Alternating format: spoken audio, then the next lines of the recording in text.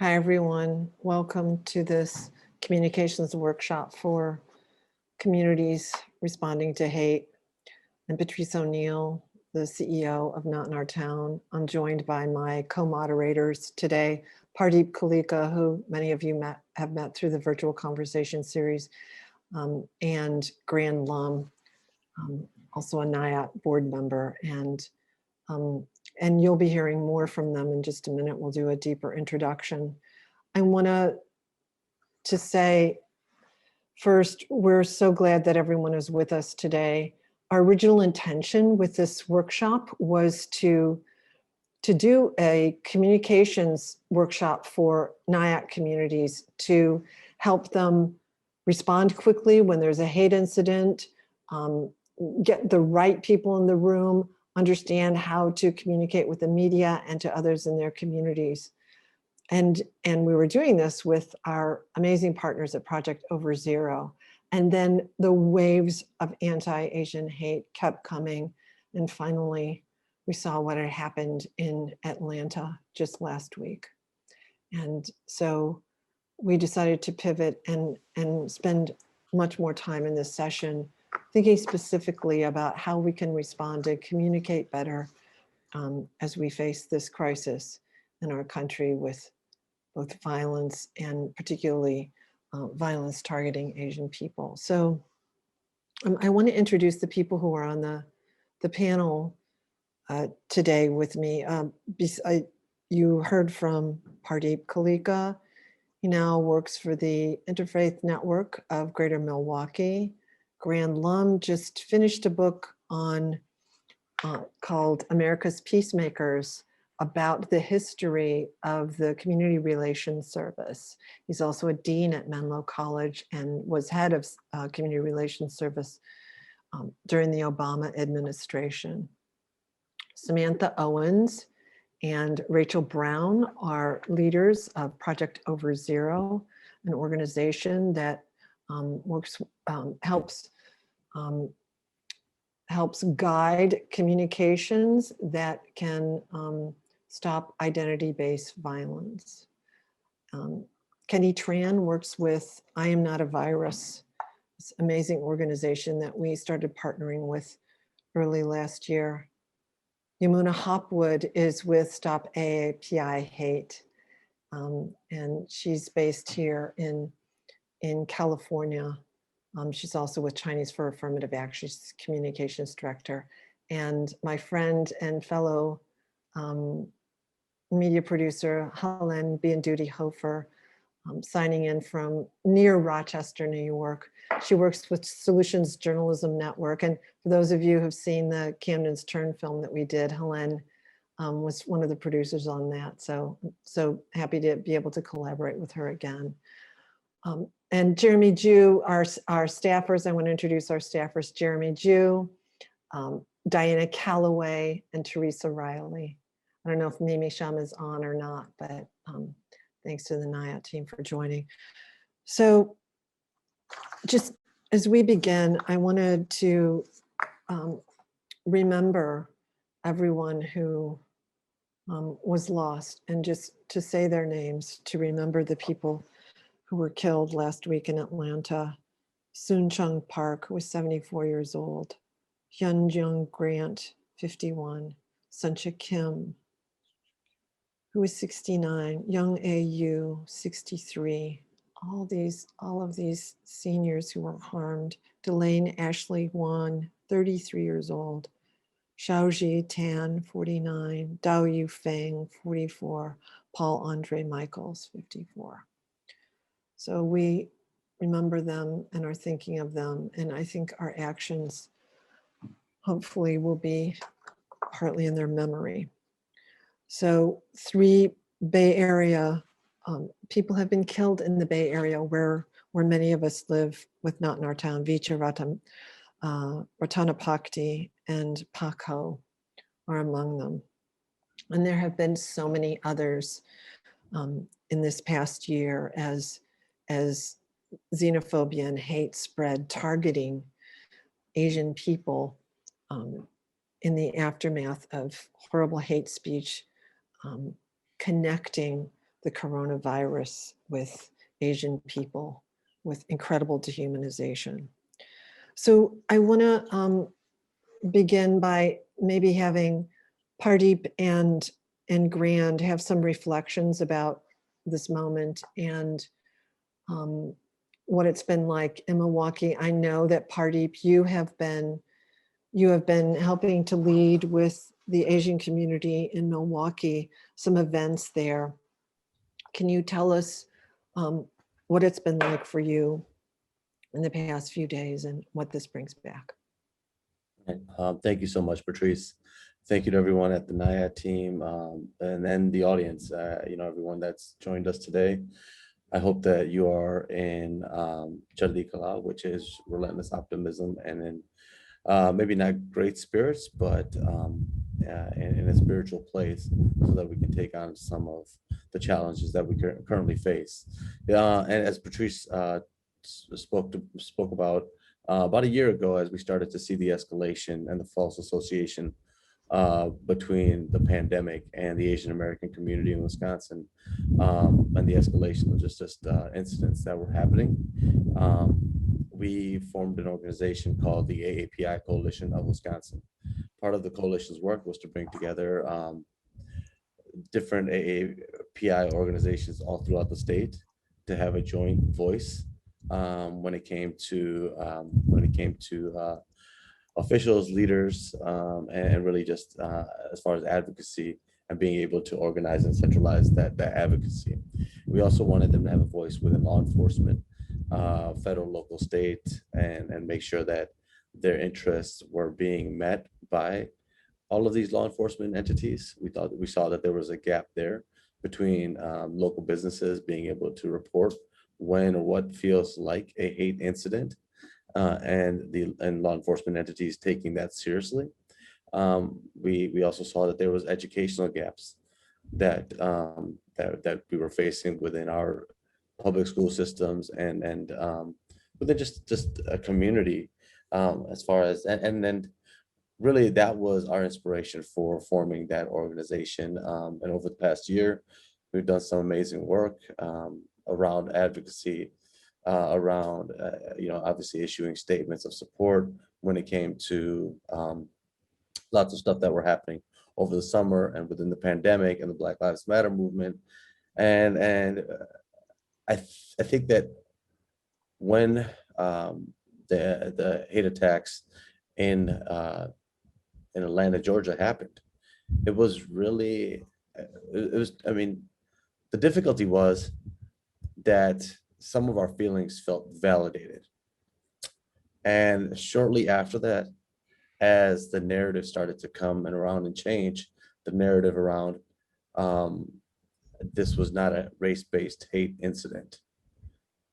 I think our community really, it was a gut punch.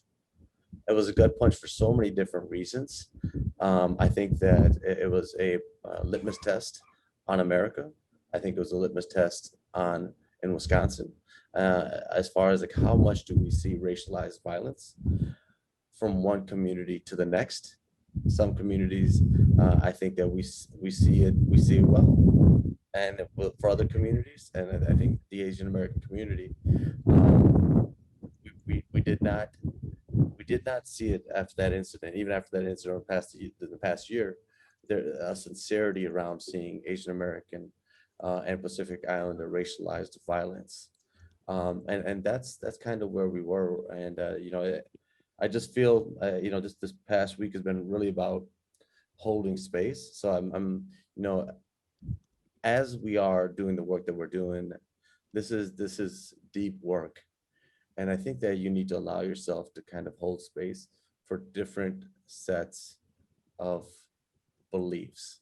And these beliefs might not align with your beliefs, but the hope is that while holding that space, you also continue to hold space for yourself and your own personal feelings and what you know is right and what you know is wrong.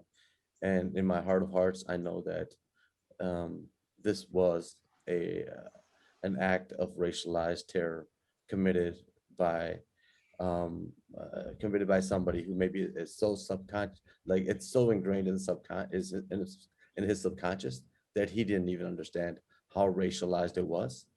And as we go forward, hopefully we can help communities understand the effects that racialized violence can have, not just on the individual, but on the entire community.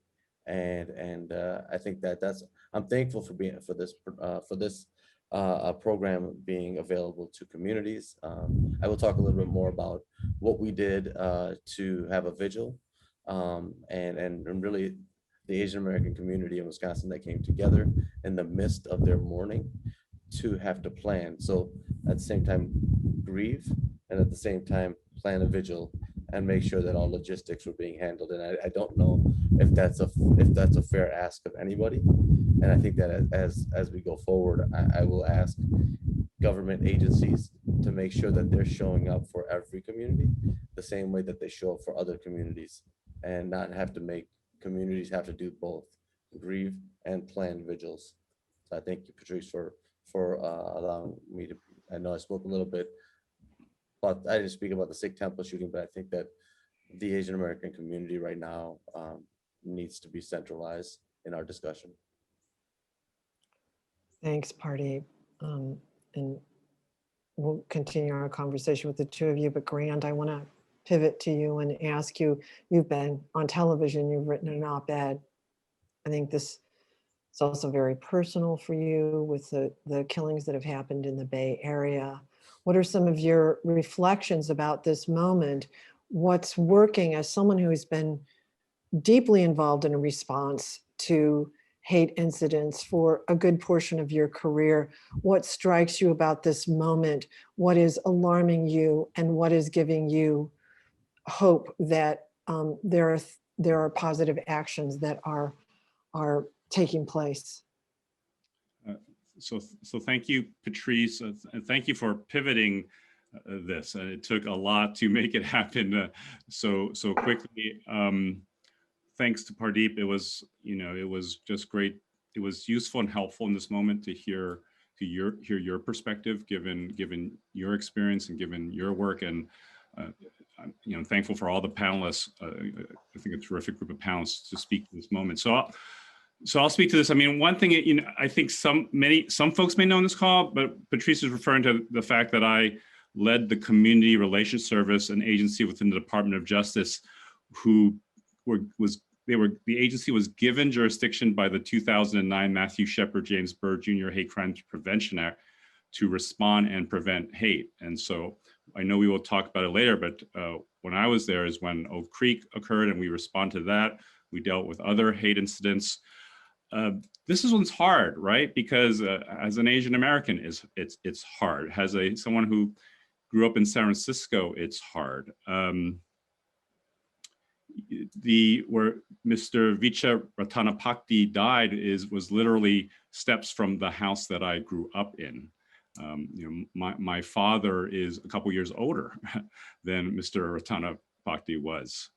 And so, it could have been any of our parents or grandparents. This sort of thing can happen because you're Asian and they're targeting someone, they're elderly. I think that's just extraordinarily difficult.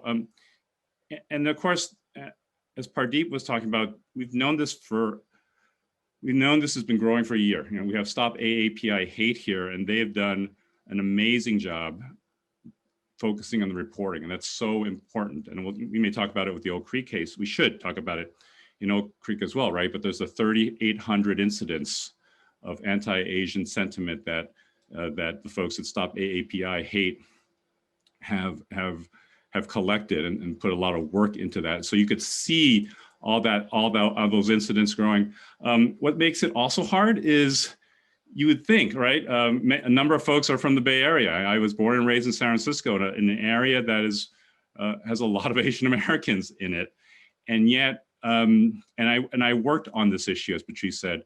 My daughter, who is a graduate from graduate school in New York City, she was she's trying to figure out her way to live there. She's working in a booth near a college, in an open air booth, to get people to convert, the kind of person goes up to you and says, "Will you convert to sustainable energy for your public utility?"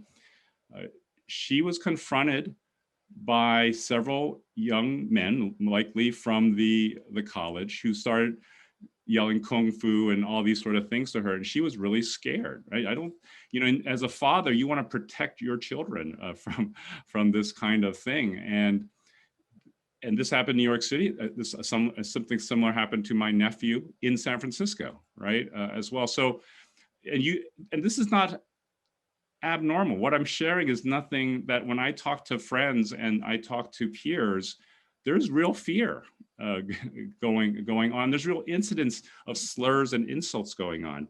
So it is something that is striking to me to the very bottom of my soul here.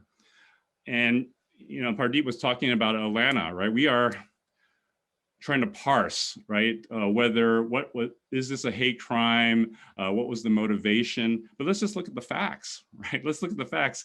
This person went to 3 Asian-owned businesses, shot 6 women of Asian descent here, right? After all that's been going on, I actually think we should be focused. It's not about the intent so much. It's really about the impact on all our communities and what this means about it. So that I want to turn it back, because I think it's important to get into the larger conversation. Here's what I would say in terms of how we go forward here. This moment does feel different for Asian Americans. We can go back to Vincent Chin, which was an awakening at that point, to what happened in LA after Rodney King was shot, and after it was all the damage and all the harm that was done to Korean Americans. What we're seeing with a mass murder here is a moment in which we're breaking through. Asians have always been at the margins of the American racial story, black and white. It's a hard one to fit in. A lot of people would like to disregard that this is not a race issue, right? That this is something else. It is. I think what Atlanta shows us is that we can't ignore race, and we certainly can ignore gender, right? We can't ignore the marginalization, the fetishization of women, and that we can't just say it's one or the other. That shouldn't be the point. What I am heartened by is this: that people, Asian Americans from all classes, all backgrounds are involved, that we have allies, that there is coverage here. And I think that we can only deal with this if we confront this issue straightforwardly, and I think that will get us through this. Okay, I'll turn it back. Thank you, Grant. Thank you so much for that overview and both personal reflection. Pardeep, before we go to Samantha and Rachel, I want to ask you specifically about what worked and your years of reflection on what worked and what didn't in the aftermath of your father's death, the attack at the Sikh Temple of Wisconsin. I mean, as a person who was watching all this happen, one of the things that was so remarkable to me and so moving was the outward approach of the community that your family, I believe, helped lead, but many others from the temple who may have been reluctant, I mean, in so much pain when this happened, but you decided that you wanted to communicate about Sikhism, about your community. Can you tell us about that decision, why it was hard, what it was like to interact with the media, and did the community help you in any way? What was that sort of response like? And I've packed 3 questions in there, but I know you've thought about these things a lot. I think it's really important to get that perspective. You have been through this. You have been through this hell. And I think there's so much to learn from you about what we should be doing, what the media should be doing. Yeah, and thank you for that question. That, I say that I've been through it, and my family's been through it, community's been through it. Those that love and care, and it's hard to watch somebody keep going through it. And I think that's the hard part is that I almost have developed a response system of, okay, I know what to do. I know how, like at this moment when a shooting happens, like there's almost a protocol that I had to like kind of within the Asian American community, as they were planning that vigil, I just kept telling them to slow down, one step at a time. What's next? One step at a time. What's next? What's next? Because it seemed like it was overwhelming, and it seemed like almost like a normal thing, and I think that that's been really my way of getting through it, is just to take one step at a time, and not try not to be so overwhelmed. Know that tomorrow, I think that tomorrow we get a little bit healthier than we were today. Some of those discussions we have the courage to have as we go forward. I know that we have to have some discussions around men and violence and guns and all and gender and race and all of these intersects. I think what helped us is that the community at that time understood, and I don't know if it was because it was an outright white supremacist that was affiliated, and had a Nazi or had a swastika on his shoulder to show that this was a race-based hate crime. This was motivated by ethnicity and race and who a person is in their being, and can't change that.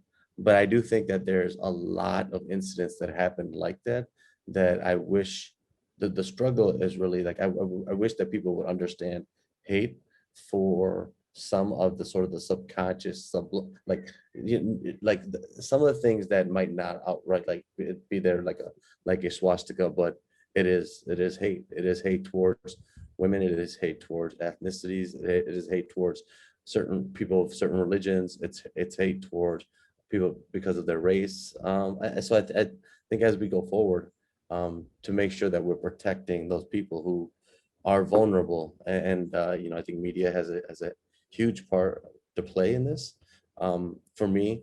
And I think media was really helpful, and media really understood that pain. And then I tell people, I said, like, I haven't had, knock on wood, media has always kind of cut things the right way of saying, okay, like here's what he's trying to say, and let's make sure we get that right.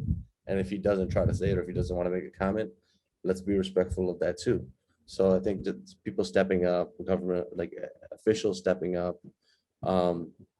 Again, I think understanding is sometimes the most sincerest form of love, and just kind of being. You don't have to solve it. You don't have to, like, you can if you like. We would love to like have, whatever, wherever you are in your positions, if it is within academia, if it's within law enforcement or community, go ahead, like let's solve it. But sometimes just listening to somebody and understanding for what they're saying, I think that was where I was just kind of this, and Grant, you're right. I think this kind of took me back a little bit, because I had never seen anything like this, where the narrative of the perpetrator became so centralized, so magnified by law enforcement to say, hey, he was just having a bad day. Like, that was irresponsible. And I'm not a political person, or I'm former law enforcement. So I'm not bashing law enforcement. But when leaders in law enforcement do that, it shows just a negligence towards the families that are hurting and will never see their loved ones again. That he was having a bad day, right? The other part of it was that, in a state that has the death penalty, he almost had a preemptive addiction to whatever, or like whatever he was trying to do, or purge, or get rid of evil, or get rid of sin, or whatever that felt like. I thought that was almost, it was almost calculated. of saying, well, now I'm on the hook for hate crimes, and this is what that all looks like. And the other part of it wasn't calculated. It was sometimes racism is so subconscious to all of us that he might not even know it. But for the community, I think understand it from the community's perspective. I didn't have one Asian American community member or any other person say, hey, this is nothing less than a hate crime. And to have other people within societies rationalizing it and overanalyzing it. I had a discussion with my daughter the other day, and she was like, so she goes to school and they talk a lot about race, very progressive. Um, and there's a few people of color on this thread, and she's like, Dad, um, there was a lot of, and I mean this in a loving place. Right? I'm not trying to like white bash or whatever that feels like. So, but she's like, well, that they all the people on the call were talking about people of color, and I was like, were there people of color on the thread? And they're like, yeah, there was some black folks, some brown folks, and you know, and I said, Emerson said, do you know the difference between talking about you or talking to you? And I think that that's what helped us, is that come back to a place where I think that people were good at that time of talking to you rather than just about you. And I think that that's what we got to return to. Really, I think, meaningful introduction to Rachel Brown, amazing leader and founder of Project Over Zero, and her colleague Samantha Owens. I'm not going to say more about your work. It's so profound and meaningful. And I think having some lessons from you about what communities can do in the face of this scourge of hate that we're facing now be really, really valuable. So let's dive in. We're going to turn the screen over to Samantha and Rachel. Thank you so much, Patrice. And we're so glad to be grateful to be able to be here with NIOT and with all of these panelists and all of you who are participating. As Patrice said at the beginning, we planned this as a broad communications workshop in different strategies, long and short term, for building the capacity to respond to incidents of hate and also to prevent. But we've really pivoted to provide really specific strategies and tactics for this moment. And so I sort of want to couch this because we're going into the specifics. We're not going to focus as much on some of the stakeholder network building and things like that that we often do. But I just want to actually pick up, if we go to the next slide, really where Pardeep left off, which is that we're going to go through a bunch of messaging guidance, do's, things to avoid, some tactics, but all of this is couched within a process that starts with, and we're thinking of a local NIOT chapter, a community group, that a consultation really starting out by listening, especially with members of communities that have been targeted. And in this case, that's AAPI community leaders. Maybe you're in a city or a place that has strong AAPI organizations. Maybe you're in a small rural community, and that means reaching out to parents at a school, to a local business. It's really important. We can give this sort of broad messaging guidance, but everything you do in a community should be built on starting with listening, with understanding people's experiences, and especially, I think, recognizing in this moment, as Gran said, this has been going on for the past year and longer, but really, at an increased level for the past year. So checking in to learn about people's experience is a really, really important starting point, and noting that this is a really acute moment, but that it's something that's going to require really committing in long-term engagement. So starting those conversations in a way that further builds relationship, that further builds trust, and again, that starts and builds any communication strategy with the starting point of a recognition, a listening, and a partnership with different leaders and members of the communities that have been targeted. So I'll hand over to Sam to walk us through some important do's. What are the things that we know can be important really getting specific with messaging. Thank you, Rachel. So as Rachel said, these are really granular do's and don'ts for how to craft messaging. But again, want to just reiterate what Rachel said, what Pardeep said about, you know, starting from a place of listening. So what that looks like, we've put together some top lines for what that looks like, as well as some examples of, you know, what these messaging do's look like in practice. So first and foremost is speaking to and from a united we. So we walk together. When one of us is hurting, all of us are hurting. So presenting a united front and speaking from this place of a united we is really important. Communicating from a place of shared values. You all know what the values of your local community are. You know what people hold dear, and that can vary regionally. It can vary by town.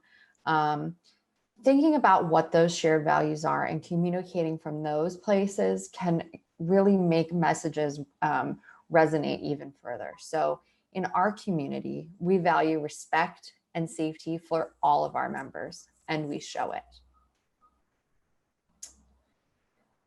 Third is to speak to who we are and not just who we aren't. In the face of, you know, such heinous actions, it can be really tempting to get sucked into just pointing out everything that we oppose, right? We oppose hate, we oppose violence.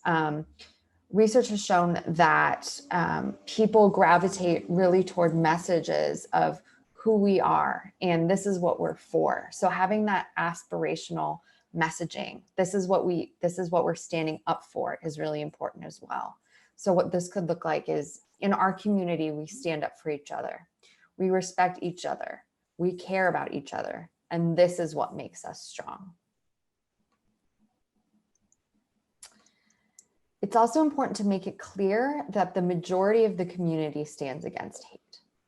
So part of the goals of these violent actors, of these extremist groups, is to be a few loud voices that really shift the public perception of who's welcome and who's not.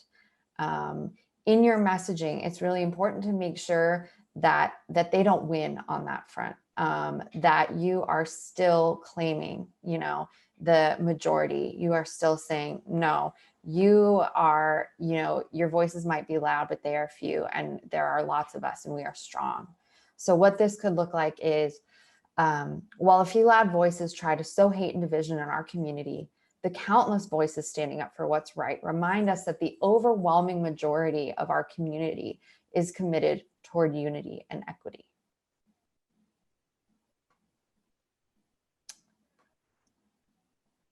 Showcasing how community members are showing solidarity. So showing as well as telling, giving specific examples for people to point to, people to follow, is really strong.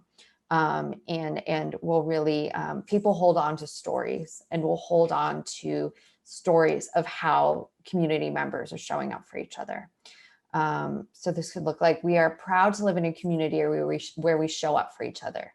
May we all look to the example of the First Presbyterian Church, who have sent members to maintain a peaceful presence outside the Korean United Presbyterian Church, so their friends and neighbors can worship safely. And notice here that we're still speaking from a place of shared we, rather, right? So it's their friends and neighbors. It's still a shared we. It's showing up for each other. Remind people of their agency and the power of their actions. Another goal of you know, violent actors, of harmful rhetoric, is to get rid of this idea of agency. Get rid of this idea that we all have a choice, right? And so reminds people that their actions do matter. Reminds people that every time they speak up, it matters. Every time they take action, it matters. That individual actions and community actions really have impact. So this could look something like, we are stronger when we take action together. Every voice, every individual action matters. Through the week, we will be sharing actions everyone can take to build a stronger, safer community for everyone.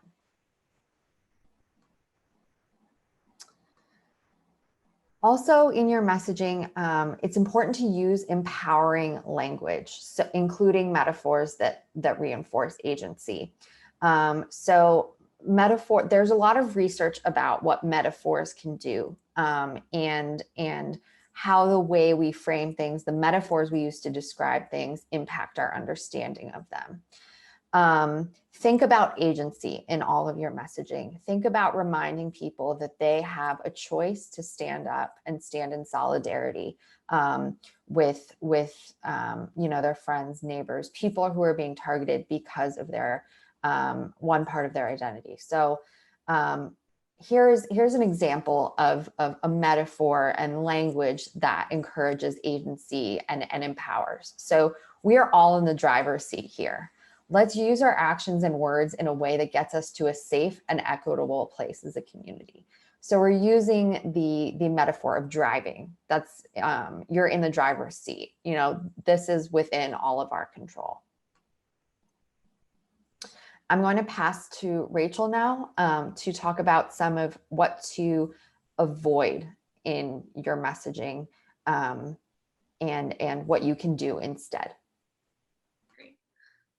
Thank you, Sam. And I just want to start by really just framing, a lot of the do's that Sam talked about really get to some of what we understand about the psychosocial dynamics and impact of hate violence and targeting and narratives that target different groups and communities. They really seek to create an us-them divide. They seek to create the perpetrator and their ideology or ideas as the main character to shift who feels safe and like they belong in a community. And I know we flagged up front the need to consult and work in partnership with and really following the lead of communities that have been targeted. And I just want to add in that, talking about the impacts of hate, the experience, the harm that it causes, the reason we don't have really specific do's on that is that really should be based on the guidance of partners who are able to say what they want to be shared, the stories that they want to be shared, the way they want that to be discussed, but really activating that lens of that framing that claims agency, that claims momentum, that says this is who we are, is really critical. And that sort of ties into this first thing on our list of things that to avoid, and that's raising the profile of bad actors. A lot of the time, there's a real aim for those who are perpetrating hate violence, hate in different ways. It's really an attempt in many ways to control the narrative, or after the fact, it's an attempt to control the narrative, to make themselves the main character of events. So really focus instead on the experiences, the needs of people who are directly impacted as the central part of the story, and how the community is showing up for them. So instead of saying, here's everything we know about the hate group that's circulating flyers, and this is what they're calling for, and this is what they're saying, keeping the story on, as a community, we're united. We're taking action to ensure that those with loud voices who are trying to, those who are trying to circulate messages of hate and division in our community aren't able to be successful. Instead, we're proud that we're taking action. We know what the impact of hate can be, and we're not willing to stand by while it impacts our community. So again, refocusing the story. It can also be easy to inadvertently other community members of groups that have been targeted, in this case, the AAPI community, with us and them language that says, we stand with the AAPI community, as if it's something separate. And again, this should be based on what people want and need to hear, but this idea, instead, you can say something like, the town of Johnsonville stands as one refuses to accept this targeting of our AAPI friends, neighbors, and family members. And that creates the pathway that if you want to also say something about, we stand in solidarity with the AAPI community, with their different organizations, right? But really starting with that broad reframing that says, it impacts all of us. It hurts all of us as a community when anyone is targeted here. Next. It's also really important to avoid creating a victim and savior narrative. It can be really dehumanizing and it can reinforce power dynamics. So coming up with narratives that say the AAPI community or some community really needs our help. Let's all go out and be the ones to make them safe, to be there in support. Instead, it's about standing in solidarity with friends, neighbors, family members. A threat to any member of our community is a threat to all of us. We care to listen to how it impacts our friends and neighbors, and we do this together. That gets to Sam's example of sort of a we walk together, right? Rather than I'm going to show up and be the savior to walk with you, right? And so I think this is something that can intuitively be tricky, but it's really, really important, right? Because a victim savior narrative removes a sense of agency from a community that's been targeted. If we go to the next, we don't want to make hate seem like the norm and like something that we can't control, right? So avoid hate's just everywhere and it's overwhelming. Again, this isn't a big public message, not in someone personally sharing their feelings, but this sort of goes back to that same theme.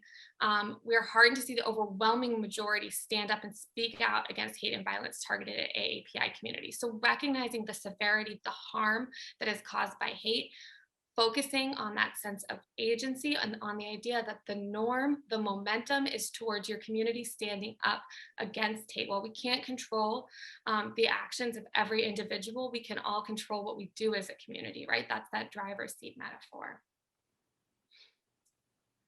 And so that sort of takes me to this final piece, which is avoiding languages and metaphors that reduce a sense of agency. We don't want people to disengage, and we don't want people to feel like this isn't their responsibility, right?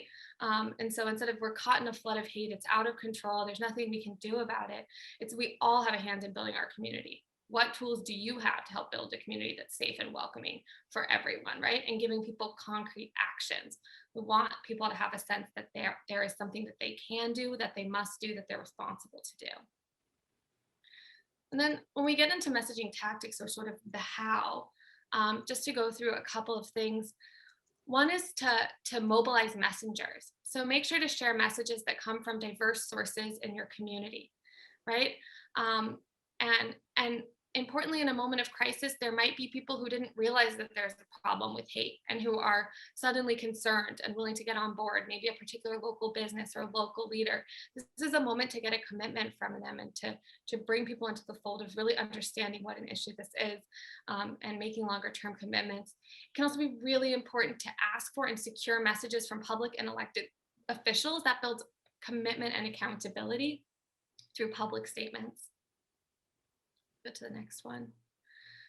It's really important to communicate across channels. So it's great and well to release a public statement, but think about what's the full range of information sources and ways that people get information in your community, right? Don't underestimate the power of one-on-one conversations with different people. You can think about who's influential in your community, who's a hub of information. You can think about if there's a neighborhood Facebook page. You can think about all the different ways that people get and share information, and how you can share different stories and messaging across all of those different channels. And that goes in both directions, right? That also goes in listening and learning.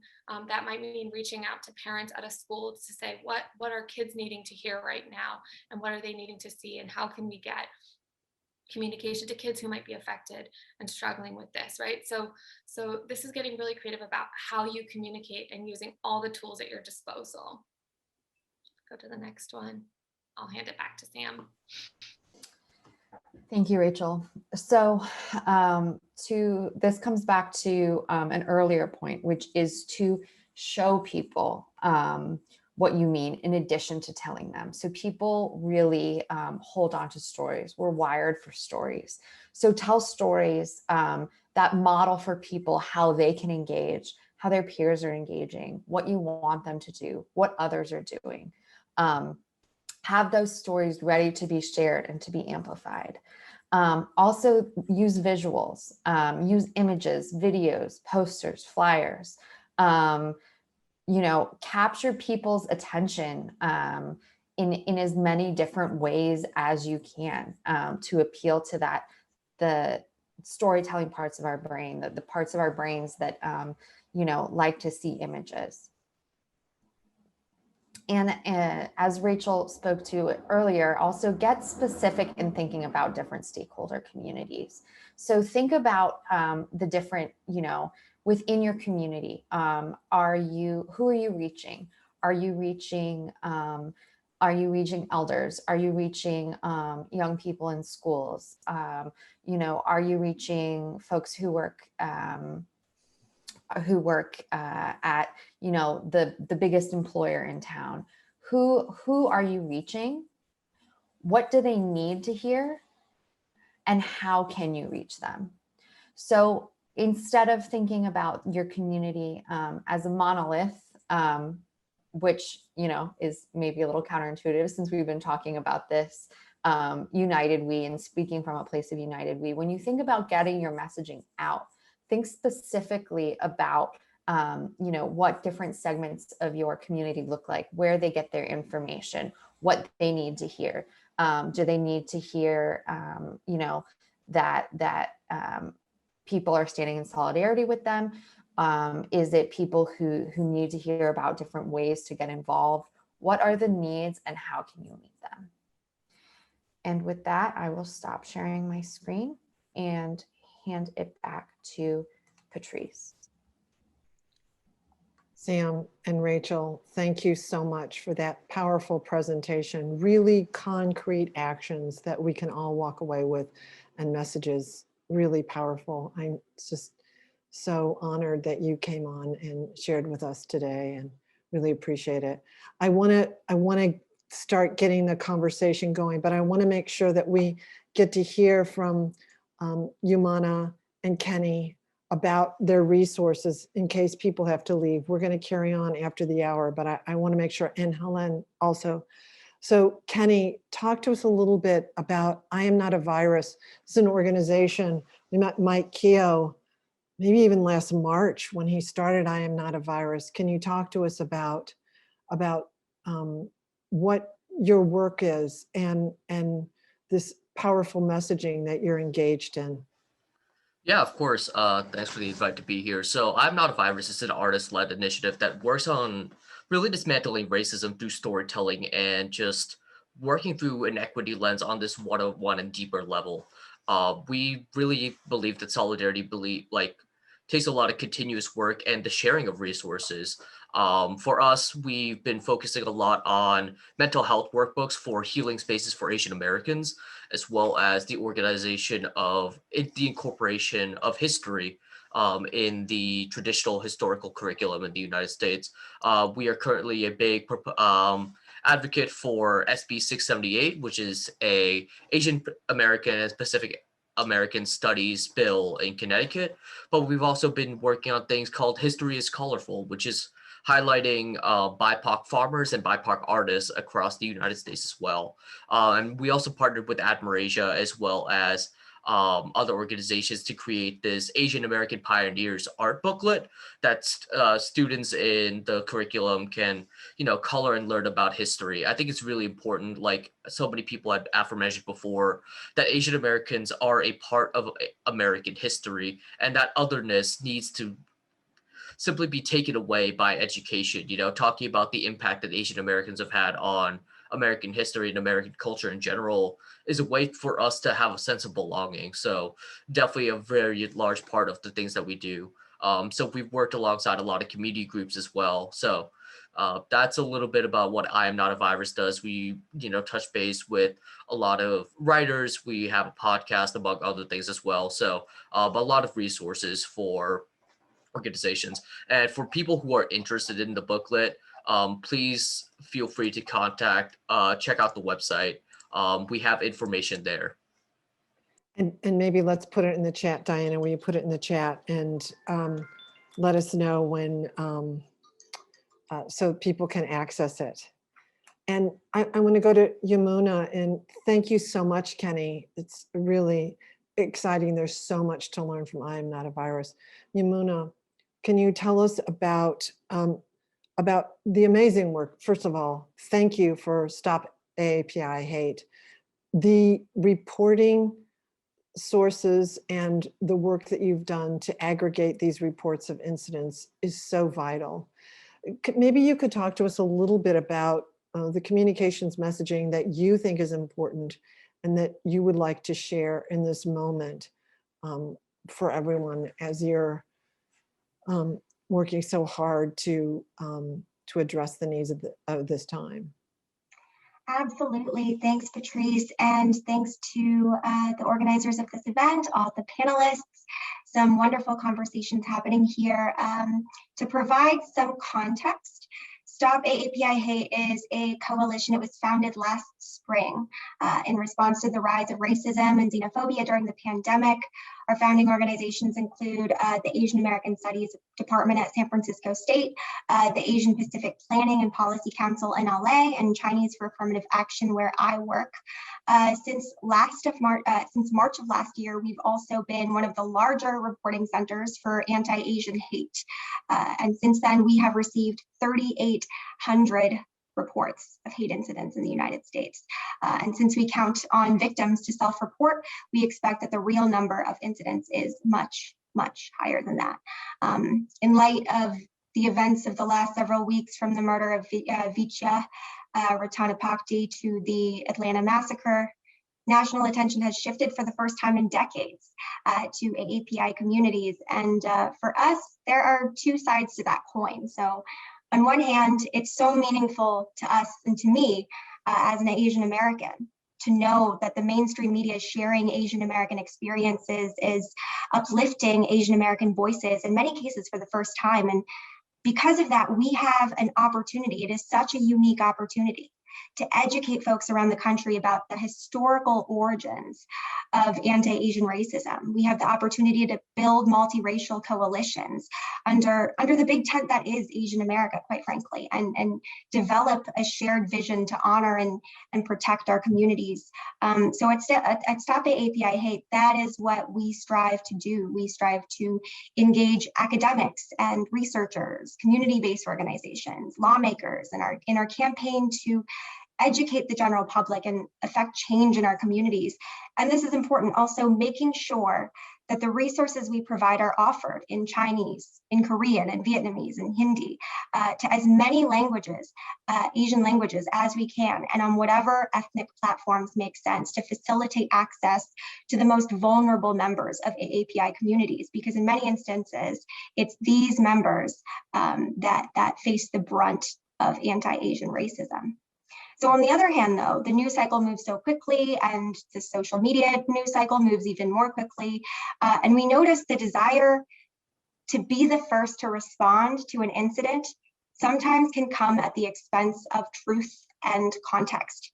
And as communications professionals, that makes it incumbent on all of us, I think, to stop the spread of disinformation or misinformation, even when it comes with the best of intentions, quite frankly. So a few examples that I can think of in context of the present moment. Number one is, I often see an overemphasis on hate crimes in the conversation about anti-Asian racism. As tragic as the events of last week and the past couple months were for Asian American communities and for the United States at large, and there is no question that last week's massacre was racialized. But if you look at Stop AAPI Hate data, most incidents reported to us are nonviolent. Instead, they involve verbal harassment. They involve workplace discrimination, cyberbullying. And we need to do more than stand up against anti-Asian violence. We need to stand up for anti-Asian animus in all of its forms, especially because, as our data has shown, hate speech can often be an instigator of anti-Asian sentiment and ultimately anti-Asian violence. So something else we've noticed, as the leading aggregator of hate incidents in the United States, our coalition relies a lot on data. However, we have to be honest about its limitations. The truth is, until March 2020, there was no organized attempt to track the number of anti-Asian hate incidents in this country.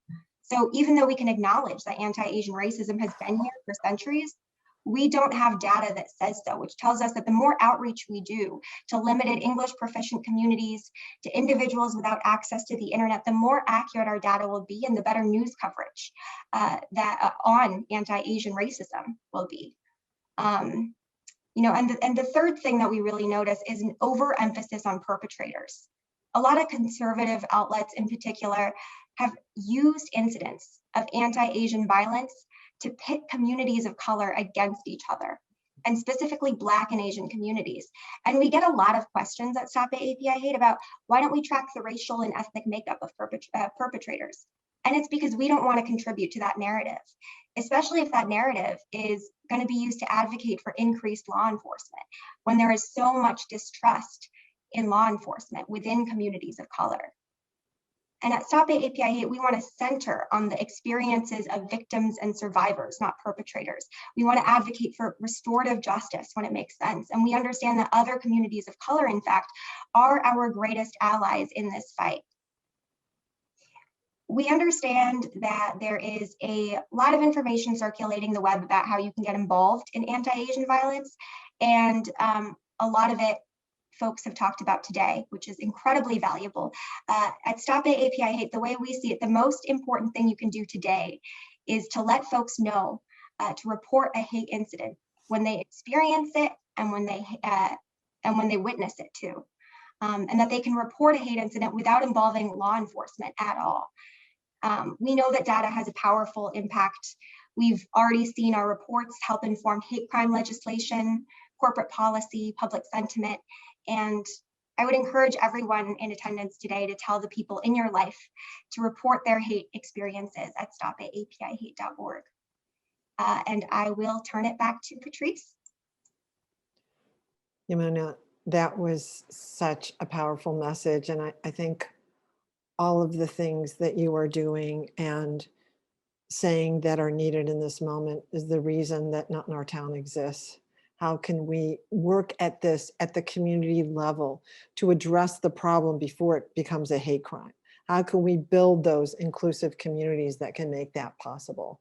That's why we're here. That's why our communities are here. And so glad that you're able to share those messages with us and that perspective, which is so needed in this moment. Before we go to the discussion with the groups, I want to introduce Helene because it fits so well with many of the things that you've just said. Helene Bianduti Hofer, talk to us about, just very briefly about your work. I just want to give people a preview of what we're planning to do in May in a coordinated effort to talk about covering hate and intolerance for journalists and supporting people who are targets of hate.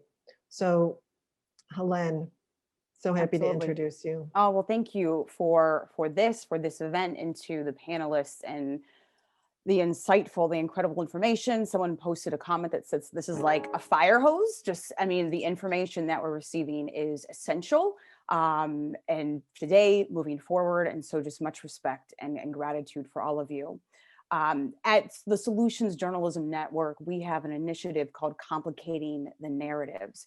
And the focus is really on helping journalists learn new ways to cover stories around divisive issues and much of what we're talking about today, and to do it in a way that illuminates what's going on. And really what we heard from all of the panelists is essentially sprinkled throughout the training that we do with journalists. Rachel and Sam with Over Zero, we have learned a great deal from them and have incorporated much that they shared with us as well, and to the conversations that we have with newsrooms and with communities. And this idea of, not being first because we miss the context, the essential historical context that we need to cover as journalists, being sure that we're not centering our narratives on the perpetrators, but making sure that we are spending quality time practicing deep listening with victims and survivors, and listening and working to understand their stories, their experiences. We're learning from communities that are working together on solutions, and are really a driving force at making change in the communities that they serve. So there's much that we can do as journalists, and we're partnering with NIOT for a webinar that will take place on May 13th. And that's at 12 p.m. Pacific time and 3 p.m. Eastern. And we're kind of joining forces and sharing a bit about, what we do through complicating the narratives and how we can serve journalists in their coverage around incidents of hate and acts of violence that target, the many beautiful groups that exist in this country that we really want to celebrate and to make sure that our coverage is authentic and genuine and is nuanced and is not oversimplified, which is what so easily happens when we cover acts of hate and violence as well when it comes to targeted groups. So that's something, just a little tease. Patrice, I hope that exactly what we did it exactly what we justice. needed. Okay, Exactly what we needed. And one of the reasons I felt so strongly that Helene should come on now is that you should know about this work. And we're asking people in communities to invite the journalists that are in your town to come to this event, so they can be more aware of some of the issues that we've been raising here today that we talk about with NIOT. Again, journalists and local media can be strong allies and in many cases partners in this work to prevent hate. So for those of you, please think about this. Take this invitation to journalists that you work with and ask them to join. So I want to just quickly say that for those of you who've not seen NIOT.org, the resources from the organizations that you've heard here today, many of those, Teresa has aggregated them. Diana, maybe you could put that up on the website so you can see it. You can go to NIOT.org and find many of the resources from Stop AAPI Hate, and there are action steps that you can take. So, it's hard to read through, but we wanted to give you things that you could do right now. You walk away from this event, there's something you can do. Actions also for elected officials. Let's, get them involved. And as Pardeep said, I think he was saying he was so disheartened when electeds didn't show up to support the community the other day. And we need their voices in this and their accountability to this moment. So I also want to remind people to please take the survey. We're going to put the link to the survey in the chat now, but I want to go to this conversation with you and everybody on this panel now. You had some vital questions, and we want to try to be able to answer them and to get your ideas moving forward. So just questions that people had, examples of actions that have taken place, or any questions from one panelist to another. I'll ask an open question to the other panelists. I mean, I thought this was really terrific. I wonder, as we hope that the peak of this with the massacre in Atlanta starts to go away, how should the focus shift? I think there are great ideas for what we do right now. When this starts to ebb away from the national consciousness, what are steps to continue working on this issue? I think that's always the question, right? To sustain it. How do we focus on reporting, response, creating an infrastructure to better deal, to be more resilient, right? To have agency. I love how Rachel and Sam were talking about that. So I'd be curious what other panelists have to say to that. I think somebody asked a question around what was meant, like talking to, or rather talking about, and I think this goes to the heart of your question as well, Grant. I think we just need a society that has much more preemptive love and connection, genuine connection. It can't be in response to, it has to be, we got to do the work right now. After we get off this call, you have to find out who it is in your community that you don't have connection to. Who don't you know?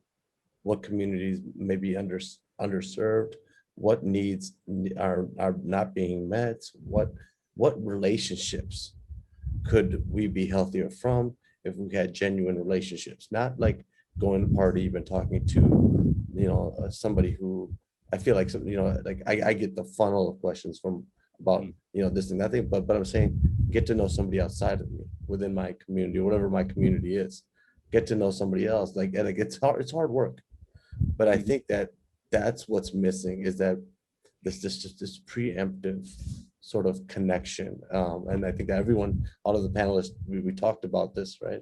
To have these genuine relationships as we go forward. I do hope that this is the height of what happened. I do fear. I know that there's sometimes within the work, I have to navigate a little bit of like anti-racist work, and then also there's this other thing called like anti-narrative work. And narrative, sometimes there's people within your community that have to go in and talk to the person that maybe on the verge of doing something drastic. And so that grace given to that person of also having to utilize, I don't want to have to utilize law enforcement. I want to have it be community oriented, but I also know that safety is my main thing, and I don't want to see that happen to anybody. So within that frame, I hope that there is a bit of, because I think I've suffered a lot from this, of like trying to keep community safe and having to work with law enforcement entities to say, hey, I think this person is on the verge of something drastic, and please, you need to monitor him because he's in crisis mode, and it's usually a he. And I would say that for the most part, I think it's also men have to have discussions with a lot of men. I can't say, hey, let's create an empathetic society where rejection is not part of this part, because a lot of times before a shooting happens like that, there is some sort of rejection that's felt by that man, and a lot of times it's coming from a woman, and then that person goes and shoots up whomever they shoot up. But I can't ask a woman to say, hey, okay, why don't you go and talk to this person, or you need to go on a date with somebody. Like, that just doesn't sound right? You can't ask women to like. So a lot of times I think these conversations are men have to talk to other men about being less violent in this society, and I think a lot of that work needs to be done. Can I say one thing, Grant? Yes. I want to also speak to what Yamuna said about reporting and the importance of reporting, and to answer your question as well. How do we make it safe and comfortable for people in our communities to report these incidents so that we know what's happening? It doesn't have to rise to the level of a crime for us to understand it. I think many people have spoken about, and we don't hear enough about the words and the harmful actions that last a lifetime for people, that will have nothing to do with the criminal justice system. So how do we begin to report that, surface that at the community level? So important. I think that's one of the things that we added to the responses and on NIAT.org. Let's build those relationships. As you said, Pardeep, build those connections so that we prevent and report. So Patrice, maybe I should have just kept the facilitation. I'm coming back in again here, but one thing I want this, we didn't talk about it, but Pardeep, given what happened in Oak Creek, one thing that's really important to learn from Oak Creek is the work that Pardeep, Harpreet Singh Saini did, working with Dick Durbin, the senator, go and testifying to change the uniform crime reporting by the FBI. It was because of that work that Robert Mueller, then FBI director, on nearly his last day of work, approved the inclusion of Sikh and other categories. So, we can lift other religious groups, so we can actually count how many hate incidents, through the UCR of the FBI. Now it undercounts though, right? There are like 7,000 in 2019, and we know they're more likely 250,000 hate incidents. And I love how Yamuna put that. It's not just the violence, it's the slurs, it's the taunts, it's the bullying as well. And so I should at least mention, Senator Hirono and Congresswoman Meng have put out a hate crimes bill here, and perhaps this is the opportunity to get that passed, to make sure that hate-related incidents to COVID-19 are covered here as well. So I think that's another thing to keep in mind as well as we go forward. So any other questions from the audience? I think if you look in the chat, there's amazing examples of some of the actions that are happening on the ground. We're hearing from Westchester County, from many places. How do we both empower and care for ourselves within this reality of being reluctant activists? That was from Rob. Thought that was a really interesting question for everyone. Not a good question for me. I just don't do it. Somebody else can speak, I know. Someone wanted to know what's the difference between AAPI versus API. Does anybody want to take that? I mean, I can quickly speak to that if that's okay. It's very straightforward. AAPI, Stop AAPI Hate, it's Asian American and Pacific Islander. API is Asian Pacific Islander. And the difference is in the American, right? And so when we use it in Stop AAPI Hate, it's not to say that only people who are citizens of the United States are included in our body of work. It's to say that this is an American problem, and we need to fight it as Americans. But oftentimes, folks will use API when they want to refer more broadly to, the Asian community, whether or not, they live in the United States or are American citizens. Yeah, I'd add to Yamuna's point, right? It's the othering often is because we're perceived as the perpetual foreigner. We're perceived in a certain way. So that's why we emphasize it, right? Because we're kind of sometimes being very tired of being seen as foreigner. And yet at the same time, we certainly know the perpetrators or the bigots, they're pretty much equal opportunity and not very analytical. So, right, we certainly have to be, they're not looking at what their passport is, they're just looking at color of skin. So we want to protect everybody, certainly. And this is, no matter who you are, you're targeted is not good. And we know throughout the world, this is an issue, right? Those who are Asian in Europe and other places are also being targeted. So this is a big issue, and we need to focus on it. There's a question from Meredith, really important one. And, I think it gets to the heart of the work that we're all doing. How do we engage elected officials who have the right words, but no actions? So, I think we all see, Yamuna, thank you for talking about the statements that get released. And then, because we're not usually the first people out with a message, because I just think we want to make sure that we're doing the right message and thinking about it and thinking about something that's useful or adds to this point. I mean, Pardeep, you were just in a situation where you felt like the electeds were not even there at all. But have you seen a situation, does anyone want to comment on elected officials who say, yeah, we stand with or stand by or we're supporting our community, but then it's not backed up by action? Like, what are some things that we can do? And I hope for those of you who are in NIAC groups, that answer and have some good experience with that. Does anybody from the panel want to take it on, or does anybody want to respond to that in the chat and we can report back? I just want to talk a little bit about what happened in Milwaukee, Wisconsin. And Wisconsin, we planned a vigil. We attempted to call our elected officials, invite them there to make a statement. And we were accommodating to their schedules. We were accommodating to just logistics. And, a lot of the elected officials didn't show up. A lot of the Asian American community did show up.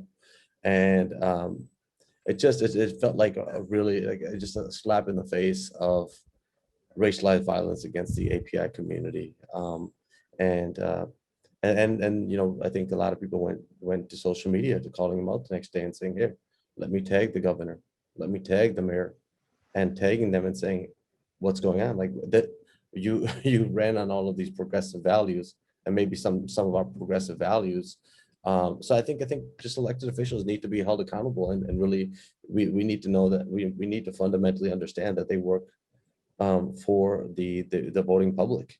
I tell that to law enforcement, and oftentimes law enforcement has this like, you know, they have this crass sort of like psyche, and it's hard to talk to them sometimes.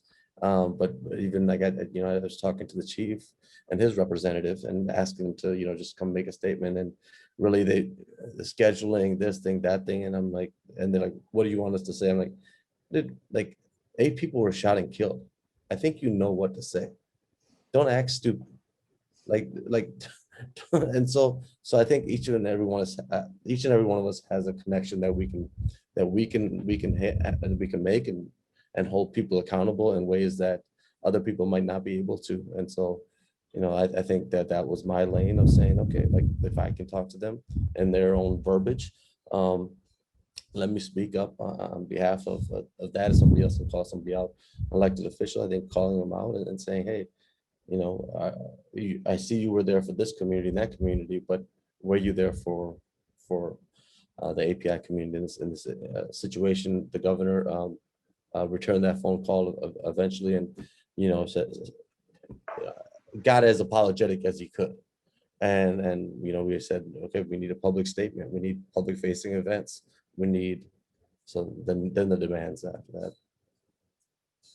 I just got a really positive example of elected officials taking action from Maribel Marin, who is amazing leader of 211 LA. So LA versus hate.org. If you don't know it, if you haven't seen it, you've got to see it. It's amazing work that's being done out of the Human Relations Commission in Los Angeles County.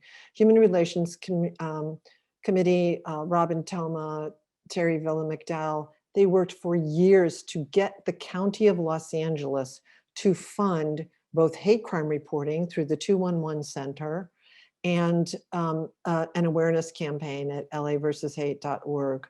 I hope you all know about it, but this is, you know, local leaders putting money into standing up to hate. We need this. This is exactly what we need. For any of you who want it, please write us. NIAT is working with other local leaders to make recommendations about what local government, what Congress can do to stand up to hate and improve reporting. I think as all of us are want to do, and hopefully Stop API Hate will get some more funding for that as well. So it looks like we're running out of time. I think we could talk for much longer. I hope you get a chance to look at some of the chat to see what some of your peers are doing. Truly amazing work. And we will be, there'll be a copy of this on niat.org, so you'll be able to review it and send it to others. So please stay in touch with us. It would be so helpful if you would do this survey. We need it to help evaluate our work and continue to offer these sessions to all of you. We are so grateful to everyone. I want to give the panelists one last chance for some closing words before we end the session. Anybody want to start? Want to say anything? Yeah, just to follow up on Pardeep, I think one of the biggest things that people have, especially in this country, is using our voices. You know, living in this representative democracy, we can do a lot to apply pressure, as we saw with the police officer who was sharing hateful rhetoric and, you know, excused the shooting with having a bad day. You know, that petition took off online, and I believe we're almost at 100,000 shares right now. And the same thing can be done with public office officials as well. You know, organize your local community, and like everyone had been saying before, recognize that we don't stand for hate and we don't stand for the xenophobia or anything like that.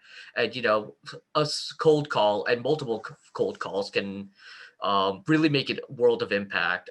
We saw it during a lot of times We saw this in Minneapolis as well. You know, it always starts with a small group of people, and through coalition building, we do have a lot more similarities than differences, and realizing that what we want is a safer and more inclusive world.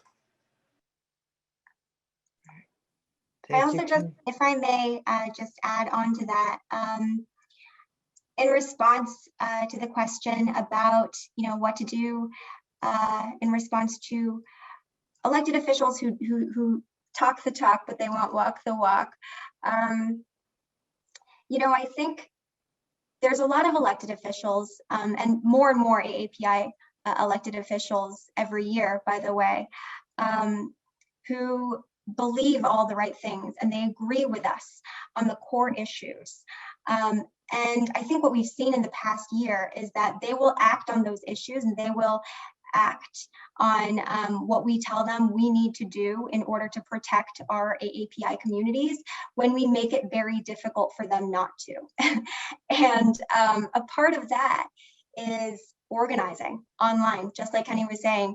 I have never seen in my lifetime the degree of galvanization among young Asian American and Pacific Islander people than I have this year. And if one good thing can come out of this horrible and tragic year for our communities, I think it is the galvanization and the increased engagement and activism of our AAPI youth. You see incredible youth activism. In our organization, we have the Stop AAPI Hate Youth Campaign. You see young organizations popping up like I Am Not a Virus, Hate is a Virus, Old House, and they're doing incredible work to spread awareness and also to demand that our Congress take action, not just on the incidents themselves, but the root causes of racism and xenophobia.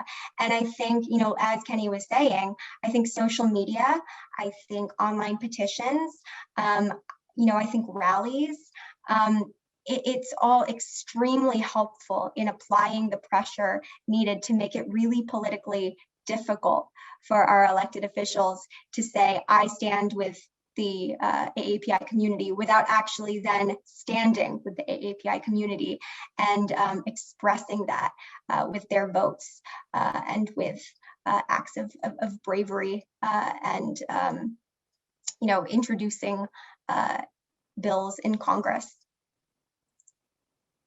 Sam and Rachel. Wow, Heidi. I mean, I just want to appreciate this conversation and all of the different perspectives that it brought together. Obviously, we offered some more tactical, specific messaging advice, but I just want to reiterate what everyone has really said here. When we have hate in our society, when we have the sort of narratives that we've seen over the last year after COVID, over the last several years, as we've had a lot of this type of rhetoric normalized in high levels of public office. The thing that prepares us to be able to respond is relationships, right? It's the taking the time to get to know each other. It's taking the time to get to understand the experience of other people, of different communities, and really build that infrastructure of relationships to be able to respond and mobilize in the face of incidents, but also, to Grant's earlier question, to be able to do things that are proactive, right? Not to wait for a hate incident, to set those values, to set that this is who we are, this is how we show up for each other, to take that positive action that creates less space for hate, and that positions us better to respond when it happens. And that, also to recognize, again, just in the context of this conversation, this was a big week, and over the last month, AAPI targeted hate has gotten a lot of attention, and it's not new, right? So I think it's those relationships, those deeper relationships, that community, that means that it's not until the most acute moment that it's learning about experiences that communities are having early on, and not waiting till there's some big extreme incident to collectively engage and respond. So I just want to hammer home that importance of relationship, of learning, of listening, as the thing that positions us to respond more than anything else as a whole society. So we're still over time. I'm gonna express deep gratitude to my team at NIAT and say, Party, can you take us out? Always with your inspiring words about what we need to do next, and looking forward to the next virtual conversation with everyone. Par. Oh, sure. I want to thank you, Patrice, and everyone that's on this call. I just think I'll come back to Ron's question and answer it with sincerity this time. I do think that we do need to take care of ourselves. We need to take time for ourselves and make sure that we do have a sacred community, whomever that might be, to kind of come back to and say, okay, like, understand and love me for me. I don't want to have to explain myself. I don't want to have to, just live in the existence of activism that we do live in. So I think that, coming back to family, coming back to relationships, as Rachel put it, and just saying, okay, like, listen, I don't, like, don't provide me an explanation, don't provide me an answer, don't just right now, I just want to rest. And I think that sometimes it's okay for us to kind of rest and then move forward. And I think that this is I think many people on the call said, this is a unique opportunity. And I remember in 2012 that I felt like that was also a unique opportunity to show the world who Sikhs were, who Punjabis were. We're a very small minority community in Wisconsin. We don't have a lot of representation. We saw a lot of the gaps within our community to say, hey, like, traditionally, our sort of the people that came before us would have a few generations to become part of the American fabric. We just don't have that luxury. So as soon as communities are out there now, you got to become part of the American fabric, and we need real representation. And as we said, like, that's growing, that's happening. Keep it going, keep the momentum going. And I think that we also need, at the end of the day, we need to be connected, and we need to have allies. So with that said, we thank NIAT for always being an ally in this conversation, and as we go forward, I look forward to working with everyone on this call, and the work that we do. And again, just please take some time, really just take some time to sometimes just take some time for yourself, because you're worth it.